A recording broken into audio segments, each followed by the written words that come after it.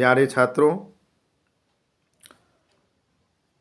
पिछली कक्षा में संघर्षात्मक सिद्धांत के ऊपर चर्चा हुई। आज उसी कक्षा को आगे बढ़ाते हुए कोजर का संघर्ष सिद्धांत विषय के ऊपर विस्तृत रूप से चर्चा करेंगे। कोजर का संघर्ष सिद्धांत सामाजिक सिद्धांत में लेविस कोजर का सिद्धांत विशेष रूप से उल्लेखनीय है। कोजर अपने सिद्धांत को संघर्ष का प्रकार्यवाद कहते हैं, क्योंकि उन्होंने सामाजिक संघर्ष के प्रकार्यात्मक पक्ष पर विशेष बल दिया है और यह बताया कि सामाजिक संघर्ष केवल विघटनात्मक परिणाम ही उत्पन्न नहीं करता है। यह धारणा गलत है। यथार्थ में सामाजिक संघर्ष का संगठनात्मक सिद्धांत प्रकारों पर आधारित है। अब सामाजिक संघर्ष के परिणाम। कोजर के अनुसार सामाजिक संघर्ष के दो संभावित परिणाम हो सकते हैं, एक तो संगठनात्मक परिणाम और दूसरा विघटनात्मक परिणाम।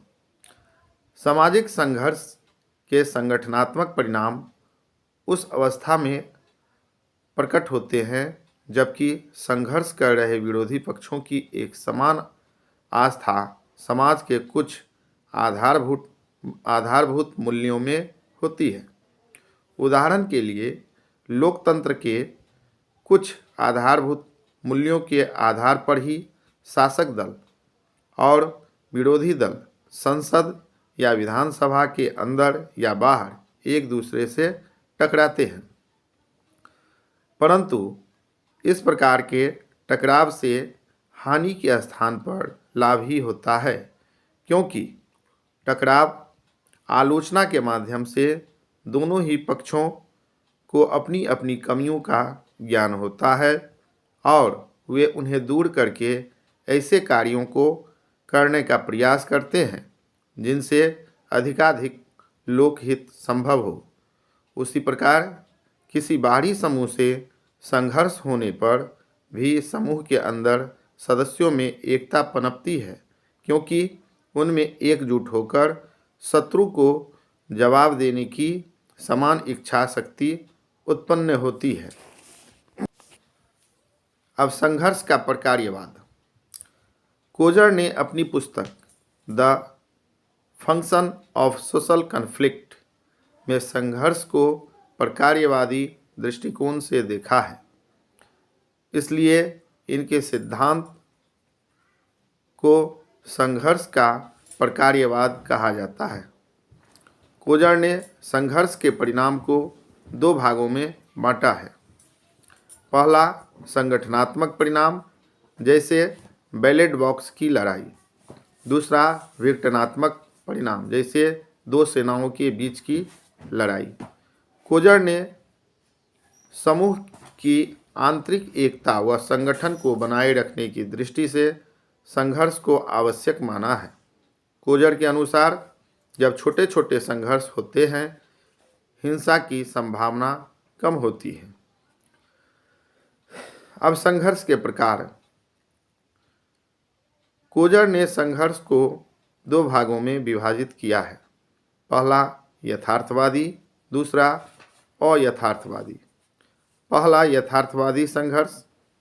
यथार्थवादी संघर्ष वे संघर्ष जो कि कुछ लक्ष्यों के आधार पर कुछ परिणामों को प्राप्त करने के लिए उत्पन्न होते हैं अथवा विफल हुए लक्ष्यों को पुनः प्राप्त करने की ओर निर्देशित होते हैं, उन्हें यथार्थवादी संघर्ष कहते हैं। अयथार्थवादी संघर्ष। इसके विपरीत अयथार्थवादी संघर्ष में न तो लक्ष्य स्पष्ट होता है और न ही किन्हीं विशिष्ट परिणामों को प्राप्त करने के लिए संघर्ष किया जाता है। ऐसे संघर्षों में परिणाम महत्वपूर्ण नहीं होते। इनमें स्वयं विरोधी पक्ष पर प्रहार किया जाता है जब संघर्ष का लक्ष्य विरोधी पक्ष को हानि पहुंचाता हो तो ऐसे संघर्ष को अयथार्थवादी संघर्ष कहते हैं, क्योंकि यह यथार्थता से दूर होता है। इस प्रकार कोजर का संघर्ष सिद्धांत दो विरोधी पक्षों के बीच होने वाले टकराव को चरम रूप देकर उन्हें अंततः शांत करता है। नए आदर्शों, नियमों को स्थापित करने या पुराने नियमों को पुनर्जीवित करके अनेक शिकायतों को दूर करने में सहायक सिद्ध होता है। प्यारे छात्रों, अगले